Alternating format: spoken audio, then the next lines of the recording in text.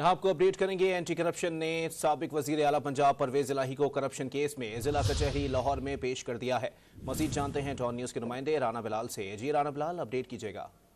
जी देखिए, anti corruption हुकाम ने साबिक वज़ीर आला पंजाब परवेज इलाही को लाहौर की मुकामी अदालत में जिस्मानी रिमांड के लिए पेश कर दिया है। एंटी करप्शन हुकाम ने पंजाब असम्बली में गैर कानूनी भर्तियों के मुकदमे में परवेज इलाही को कल रावलपिंडी से हिरासत में लेकर लाहौर मुंतकिल किया था और आज उनके जिस्मानी रिमांड के लिए उन्हें जिला कचहरी अदालत में पेश कर दिया है। एंटी करप्शन हुकाम ने परवेज इलाही का जिस्मानी रिमांड लेने के लिए एक दरखास्त भी तैयार कर ली है और परवेज इलाही के वकला जो है वो इस वक्त कमरा अदालत में पहुंच चुके हैं, जबकि जो एंटी करप्शन हुकाम के वकला हैं वो भी इस वक्त कमरा अदालत में मौजूद हैं।